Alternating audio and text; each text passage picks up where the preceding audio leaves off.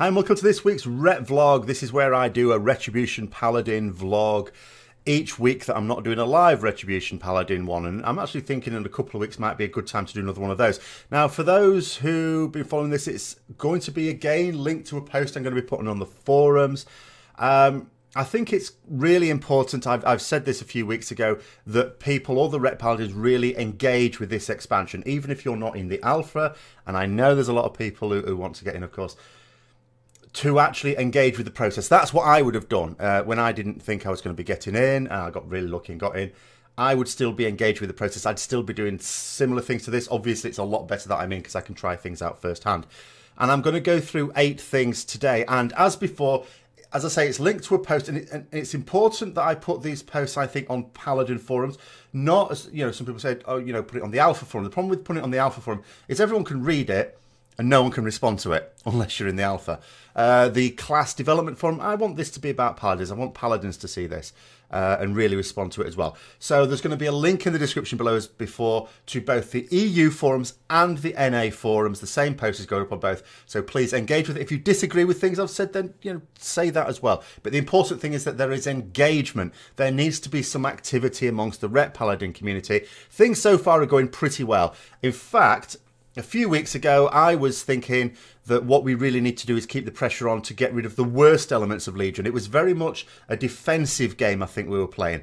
But ever since, Blizzard, they've clearly abandoned their stance that Legion is effectively fine. Just remove the artifact abilities, maybe do a little bit of monkey work, and then it's good to go.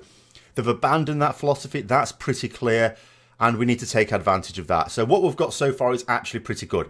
There are a few things, though, not of concern. So the 8 things I'm going to go through here are not all concerns. A couple of them are. Some of them are just, do you know what? Can we see if we can just improve it a little bit? All right. So the first one is class-wide utility. Now, this is different to the class buffs that I was talking about in a separate video earlier this week. This is specifically class-wide utility. Now, what I mean by that is, during Legion, Blizzard kept talking about the class, class identity, class fantasy, class. But when we actually look at it, utility, which is so important for both dungeons and raids, ultimately, what is it that makes a particular class very, very favourable? You want those in your dungeon group, you want them in your raid group, and other ones you don't so much. Is it the amount of damage they do? No, it's not the amount of damage you do. The amount of damage you do is based on what you do, not what your class does. Your class can DPS. In fact, there was a really good quote from years ago. I think this was during late TBC or Wrath, which is when they were really tightening down, and it was all about, the mantra was bring the player, not the class. Completely the opposite way around now. And Ghostcrawler, who was, former game director there, he said something, and he said, just because your class can DPS doesn't mean you can. And that's pretty much what it is here. Your class can also, of course, DPS. What matters is the utility side of it. It's the non-throughput abilities that are actually crucial. Your mobility, your defensives, and your utility that's useful for like crowd control or something like that. Or soaking, that sort of thing like that comes under defensives as well. That's what's really, really important. But the problem is, in Legion, it wasn't class identity. It was spec identity. There were too many things where, there was utility that a particular spec for a class had, but it didn't have it across the class. So it wasn't class. And Ian Hazakostas in the Q&A answered a question on this, and to his credit, he said, yeah, you're right. It should be more class-wide. He did put a little caveat in there. He did say that some utility really is very much in the realm of the healer. In other words, if DPS or tanking classes had it, then they're taking something away from the healer. So like a work to rule type thing. It's like, you're nicking their job.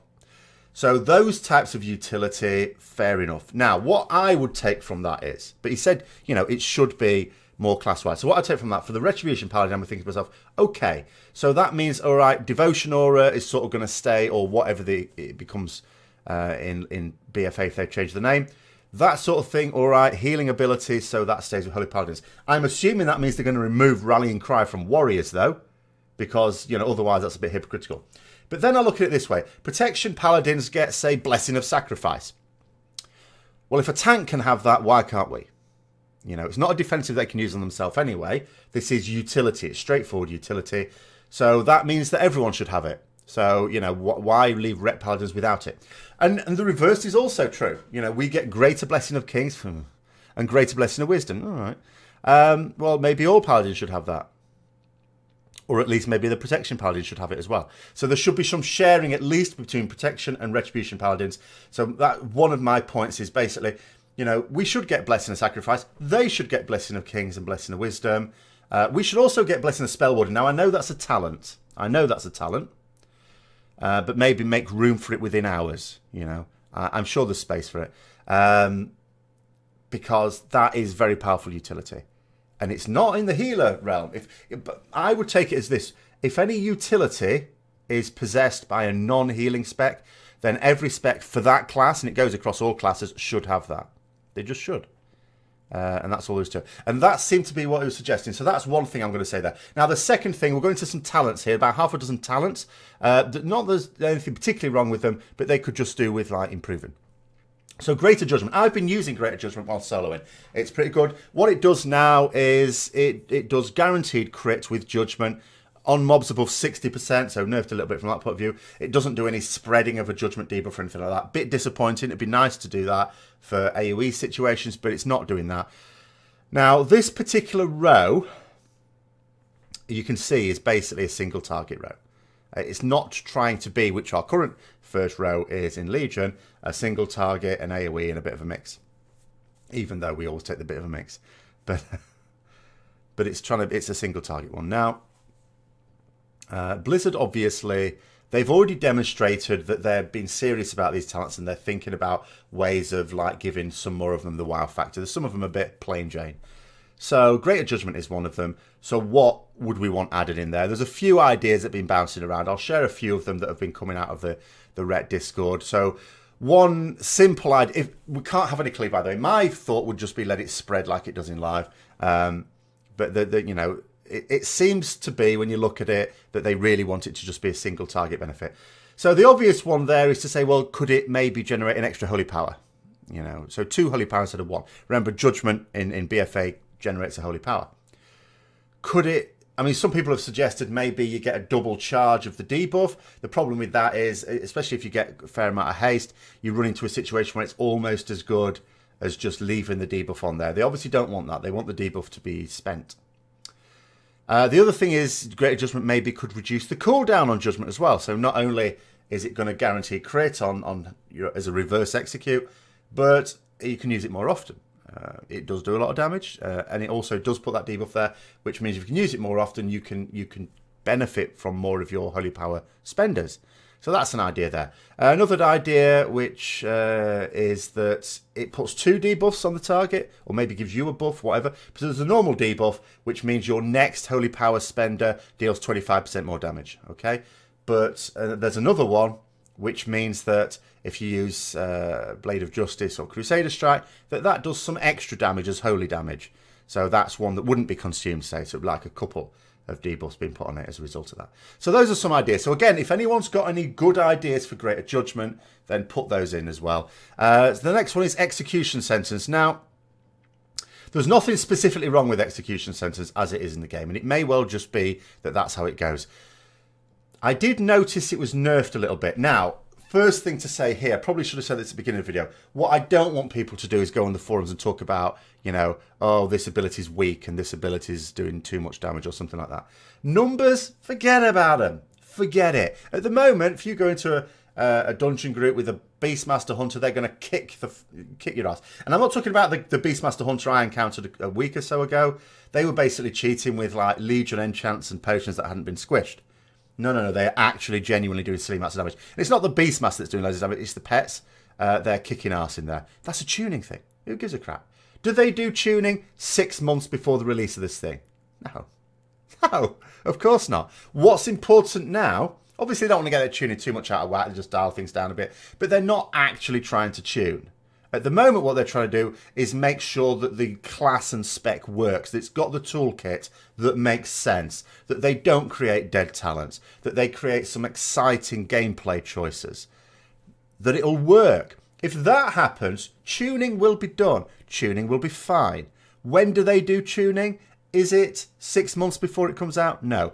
Is it 1 month before it comes out? No. Is it 1 day before it comes out? No. They do their main tuning, as we've seen time and time again, during that first week when the normal and heroic raid opens. All right, it'll be sort of something like when it goes live. Don't get me wrong. I'm not saying they don't do any tuning before then. Of course they do. They get it something like, but they finish it off just before the mythic version of the raid opens. That's when they do it. When they get loads of live data, that's what they're after. Live data. They want that normal and heroic time. That'll come on to my last point as well. So, execution centers, back to this. What's happened? So, at the moment, the actual damage it does is it's only very slightly more than Templar's Verdict. It's really not much more at all. Now, if you're thinking in terms of execution centers as it is in live at the moment, you think, well, what's the point of that? It's pointless. You've got to bear in mind, with execution centers, it does two things. First of all, it does some damage that costs 3 holy power, same as the Templar's Verdict. It does more damage than Templar's Verdict, but only a little bit more. It's really minuscule, the amount more it does. And it puts a debuff on your target. A bit like Judgment, only this one lasts. It doesn't get consumed. So you do extra damage for like 10 seconds after it. That's fantastic. That's great. I like that. Now, what it looks like to me is, if you look at the tuning at the moment, and as I say, numbers don't really mean anything, but I am sort of thinking, well, why have they nerfed it? I'm thinking maybe they intend execution centers effectively to all be about the debuff. So execution centers goes from being a big hard-hitting holy power spender to a holy power spender that puts a debuff on the target. Now, I'm okay with that. That sounds fine, and I would use that if it, you know, hopefully sims as being a good talent to take on a pure single target boss, for example. The only query I would have with that is there are people going to the other end of the talent tree, Inquisition. Now, Inquisition basically divides the population, which is why it's good it's a talent. Because there are some people that actually quite like Inquisition. I quite like Inquisition for raiding. I think it's good. I have no issue at all with having a holy power spending buff. Some people hate it. You know, they call it the maintenance buff and stuff like that. It's not that bad. You don't have to use it all the time. It's got a reasonably long duration. But I think a lot of people just don't like, when it comes to it, using holy power on something that doesn't do damage. Like, they want their holy power to be spent on something that does damage, like the idea of the big finish. Okay, which is fair enough. So the issue I have now with execution sentence is, if it's intended to basically do round about the same damage as Templar's Verdict, it's all about that debuff, and the same sort of people that don't like Inquisition will therefore have an issue with execution sentence. Now, in theory, that shouldn't matter too much, because you have other options there. Even, you know, obviously Greater Judgment's only going to be useful at the start of a fight, just like it is in live. And although if they add this debuff idea, you know, to let's say increase Blade of Justice or Crusader Strike damage, you know, that would make it more useful throughout the fight. But you've also got, you know, the talent that works a bit like Whispers of Nathrazim. You know, you use it. It gives you a buff for 6 seconds. Your next spender will do, or your next Templar's Verdict specifically, sorry, will do like 50% extra damage. So you might prefer that one as well. In fact, that's more of a maintenance buff, isn't it, than execution centers. But that's my only query there. I actually like it. I'm fine with it if it did end up just being a debuff. But I just got that funny little feeling that some people, for the same reason the Inquisition, won't. Okay. So the next one, Hammer of Wrath. Hammer of Wrath. So we should be absolutely delighted it's coming back. And I am. But there's a lot of people, of course, want it to be baseline. I don't mind. I'm sort of okay. I know it's a bit of an arsehole, basically, that it shares a row with Blade of Wrath, because they're both very popular talents. I have seen some people just saying, oh, well, you'd always take Hammer of Wrath in every situation. That's, you know, without trying to be rude, a brainless argument, because that just comes down to tuning.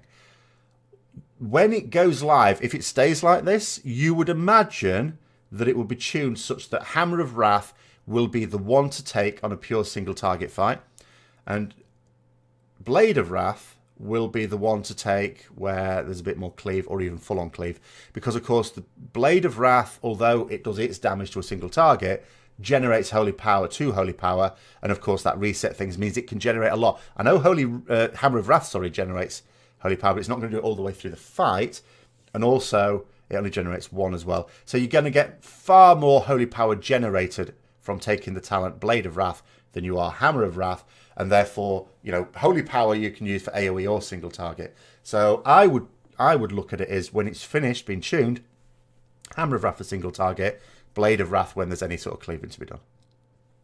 That's what I would take it to mean there.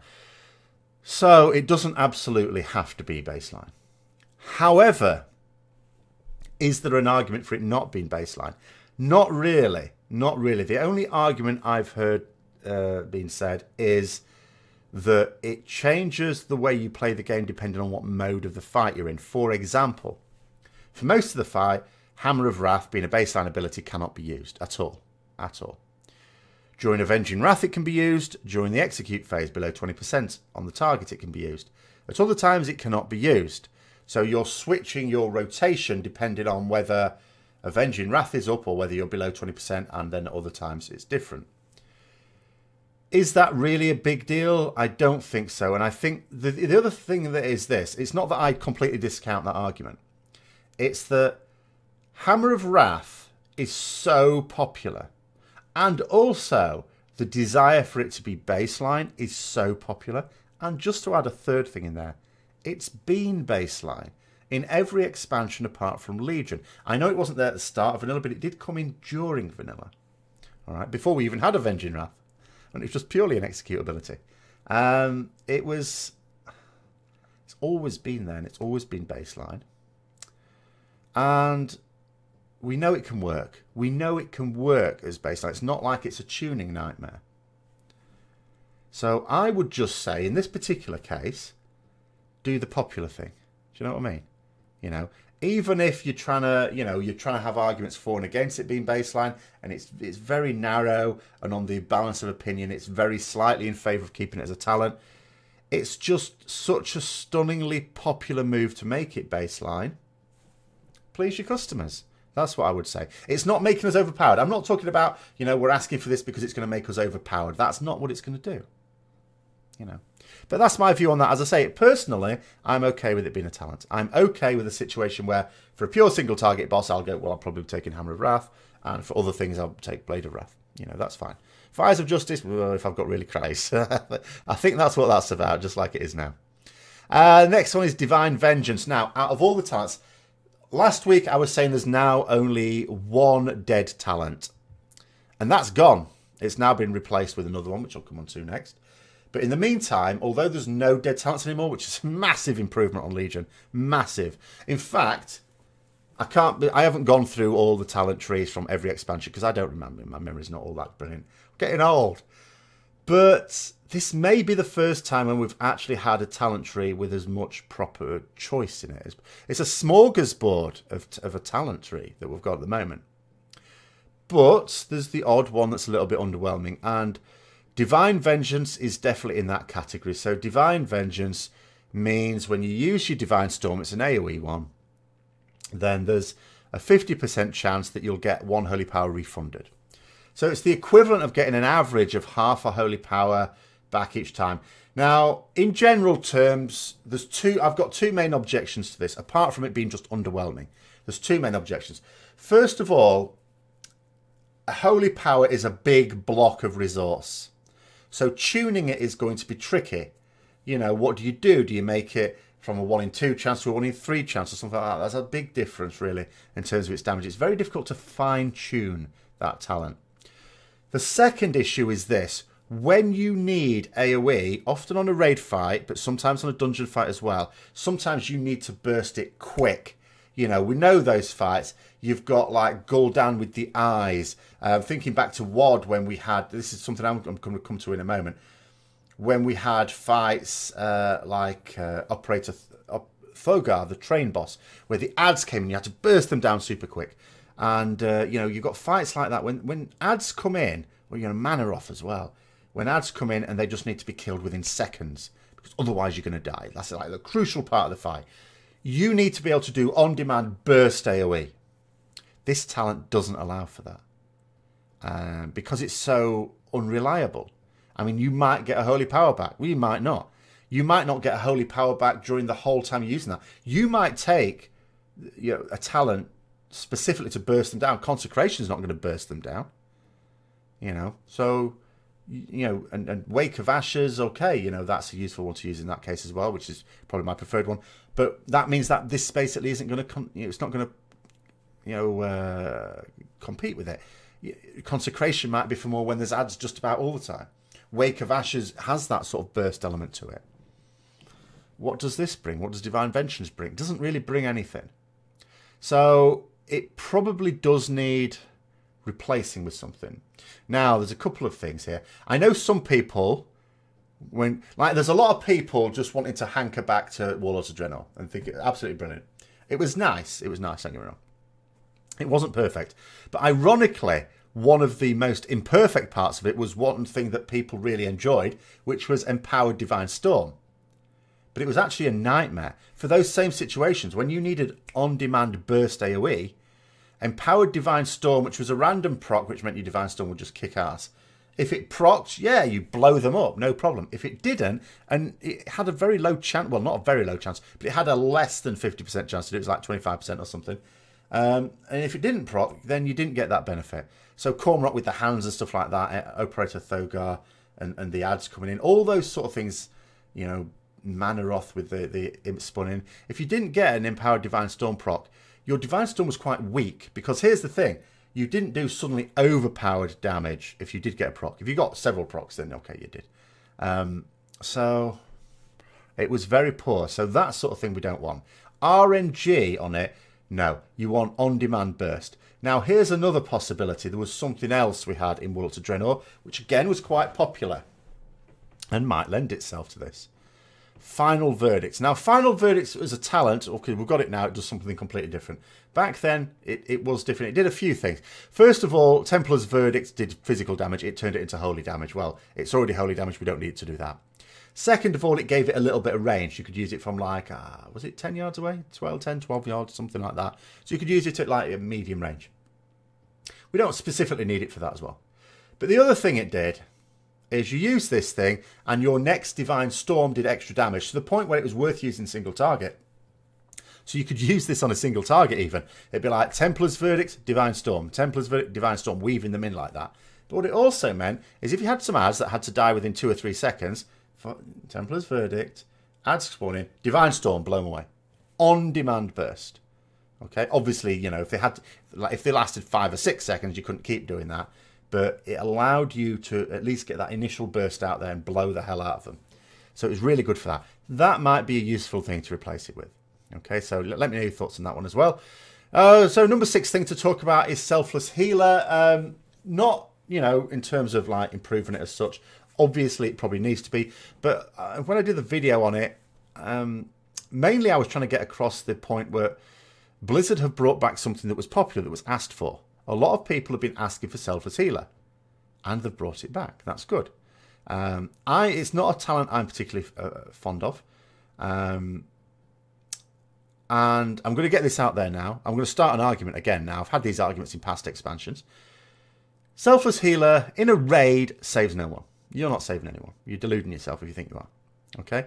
First things first, if you use it on other people who have below full health, even if they have quite low health, all you're doing is sniping a healer's heal.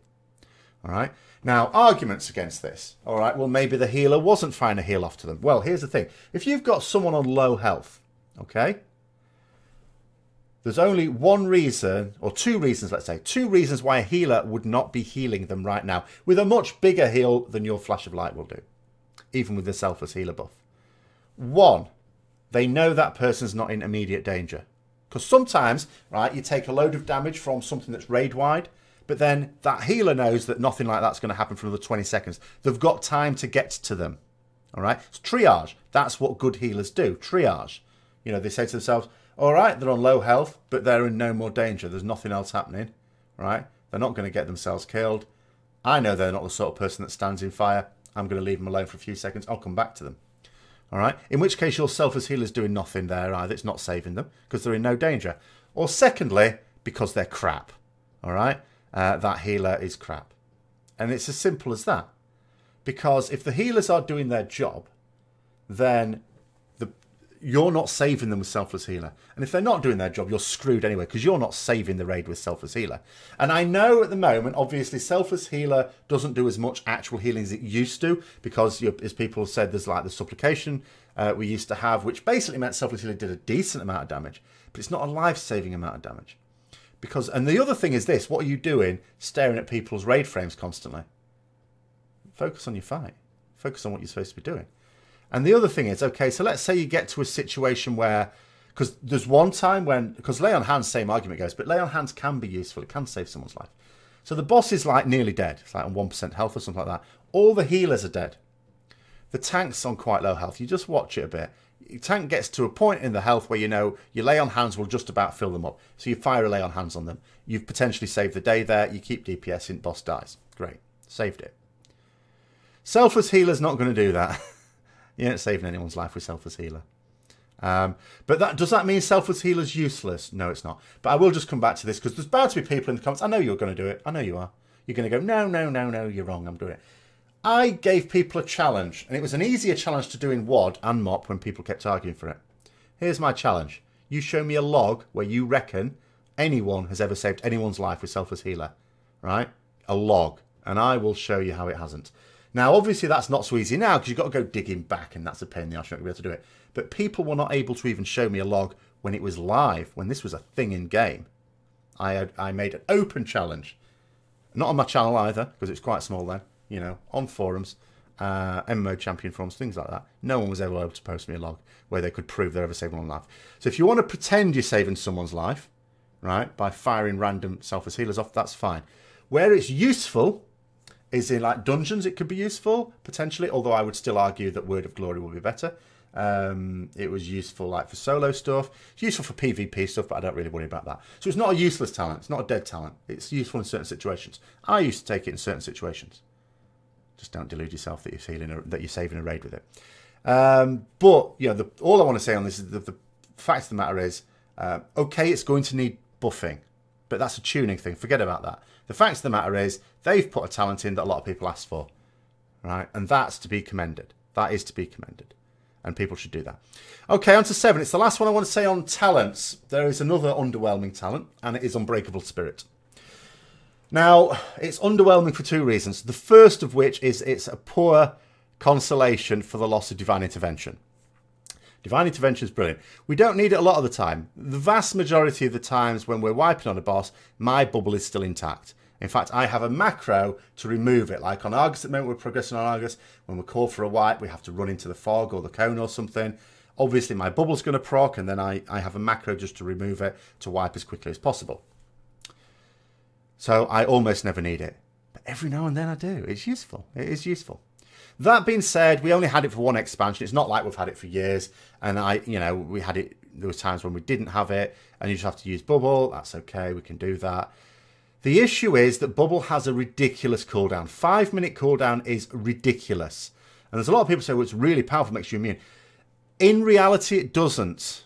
It is actually no more effective than some other people's powerful defensives that have a much shorter cooldown in realistic situations, and in sometimes it's even been worse. So take, for example, Tomb of Sargeras Desolate Host. Okay, Divine Shield was weaker than Cloak of Shadows or Aspect of the Turtle. Weaker, and on a much longer cooldown. It was weaker because on the spear, although you could make sure you didn't die from the spear, you still got ported to the other realm. Whereas with Cloak of Shadows, Aspect of the Turtle, you didn't. So, and that's what the thing is. In realistic situations, cooldowns that don't look as good, like Aspects of the Turtle, Cloak of Shadows as 2 obvious examples, they don't look as good as Divine Shield. But when it comes to realistic situations, they are every bit as good and on a much shorter cooldown, which means that you can use them more often. And that's the key thing. The Divine Shield was designed for a time when you just needed it to survive a very rare event. You got yourself into trouble, you just needed to do it to get yourself out of trouble. But now that's not the case. You know, you don't need to do that anymore. It's now needed for utility. Can you solo soak a thing? Well, yes, I can. Once in the whole fight. Oh. But the other guy can solo soak it several times in a fight. So the baseline cooldown of it is excessive. So then we come to the talent. Reduces by 30%. So that knocks it down to a 3.5-minute cooldown. 3.5-minute cooldown might be okay just about for the actual cooldown. I would say about 3-minute cooldown for the actual cooldown. I was just going to throw in here, as it comes to it, you know, why is Blessing of Protection on a 5-minute cooldown as well? That only protects you from physical damage. How often is physical damage a key issue? Not very often. I use Blessing of Protection more in solo stuff than I do in group stuff, because most fatal damage is magic damage in any group PvE situation. But anyway, never mind that. So yeah, so reducing it to 3.5 minutes is weak, because you're only going to get any benefit from it if... So let's say you use Bubble in a fight. And obviously now we haven't got Divine Intervention. We're going to use it like just if we think we might die. So we're not certain. We just think we might die. Better use it to be on the safe side. So you use it. Now, if you get into the same situation again, less than 3.5 minutes later, that talent's done nothing for you. If you don't get into that situation again for at least 5 minutes, then the talent has done nothing for you. It's only helping you if you get into that same trouble or similar trouble between 3.5 and 5 minutes later. So then people might say, well, it also reduces the cooldown on other powerful defensives. Okay, does it? Reduces the cooldown on lay on hands. Purely from a raiding point of view, bear in mind I do come mostly from a raiding angle. I know that's not the whole game. You know, Mythic Plus Dungeons, we're going to have war fronts, we're going to have, you know, the island exploration, and then there's PvP as well. But reducing it from 10 minutes to 7 minutes in a raid is worthless, because that's still 1 use per fight. 1 use per fight. It doesn't change that. So that's no good. Even in a dungeon, you know, again, you don't use it often. Really don't use it often. Every now and then you see someone in trouble or yourself and you bang it on. That doesn't tend to happen more frequently even than once a dungeon, let alone once every 10 minutes. So having it reduced to 7 minutes for Retribution Paladin, for Holy Paladin maybe, but for Retribution Paladin, what? No.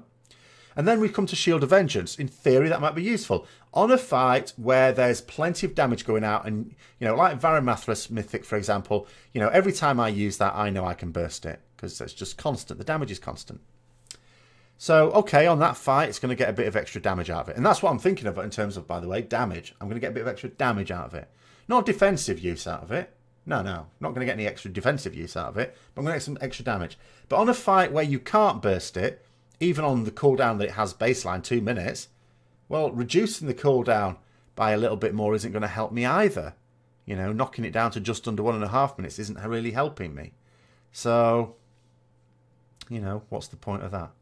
So it is all about the divine. When people decide to take Unbreakable Spirit, they are going to be doing it, like 99% surely of people are going to be doing it thinking about the Divine Shield reduction in cooldown.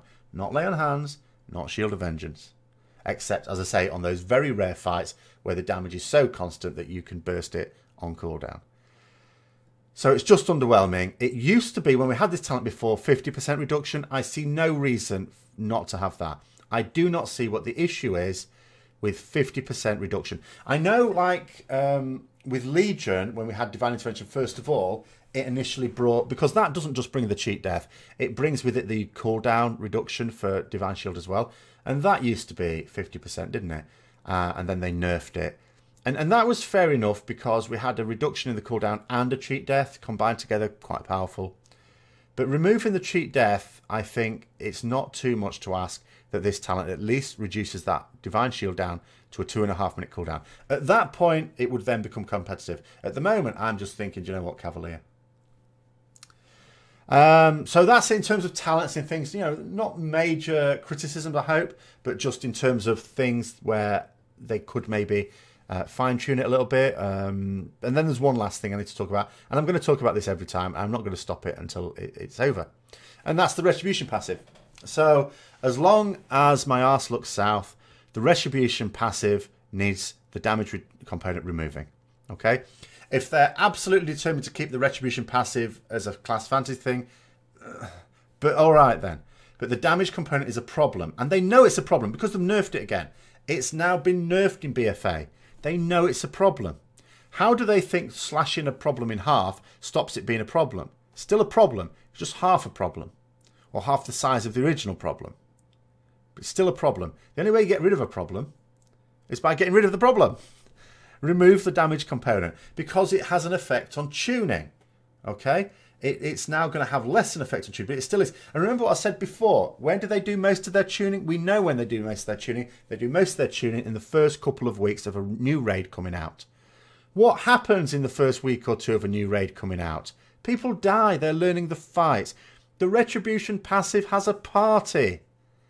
It's like Christmas. Every time a new raid comes out, it's Christmas time for the Retribution passive. Then people learn them. They don't die so much. And then, you know, it comes down. But they've finished their tuning then. They're sort of already happy with it. Oh, the tuning's all right now. They're not really looking at it. It's like, what? So, get rid of it. Change it for something else. Change it for, like, just keep the defensive, or change it for something else. You know, people have come up with all sorts of ideas, like, you know, maybe for 10 seconds or 20 seconds or whatever, our attacks do a little bit of little heal. You know how Divine Storm in Legion does some piss poor healing when you fire it off? Well, make that happen to all our abilities. All our abilities do a small, barely perceptible smart heal around us. All right, or just put a random absorb shield on someone, no stronger than a Blessing of Kings, say, for like that lasts for whatever 10-20 seconds, the duration of the Retribution passive. Little absorb shield on them, something like that. You know, something much more in keeping with the Paladin style of protecting others, even if we are a Retribution Paladin. What are we? What's our Retribution against? Against the wicked, to protect the people we're protecting. You know, and it doesn't have a negative effect on gameplay. That's it. Because no one tries to win the logs on least damage taken. There's no ranking for that.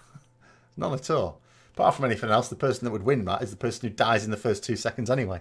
So, yeah, that's what I would say on that one. We just need to get rid of that damage component. And I'm going to keep on that like a dog trying to get a bone.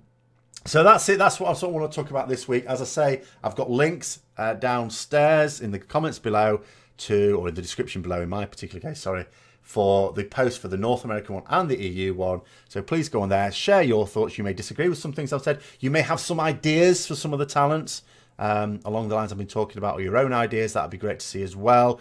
But just one thing, just one final plea. Don't engage in any discussion about tuning or numbers or anything like that. They're not doing it now. It's a waste of feedback, okay? Do you know what that's like? Talking about numbers at this point on the forum is like someone, going to a restaurant and someone presenting you a couple of, let's say on a cooking competition, you know, MasterChef or something. You've got 2 things there, and one person presents you a nice lamb dish, one person presents you a nice chicken dish, and the judge looks at them both and goes, I like cake. That's what it's like. It's totally irrelevant, okay? Numbers, worry about that when it goes live, okay? Because that's when they're going to do the fine-tuning. They're going to do basic tuning before that, but not much before it. Then they're going to do fine-tuning at that point. In the here and now, they're getting the talents to work properly, getting the baseline ability to work properly, getting the class to work properly. Focus on the way abilities work. Focus on mobility, focus on defensives, focus on utility, focus on choice of talents, interest of talents. Focus on that. Okay, so thanks very much for watching. I hope you enjoyed it. If you did, don't forget to like, comment, subscribe, share with other people who might also be interested. And until next time, I'll see you later.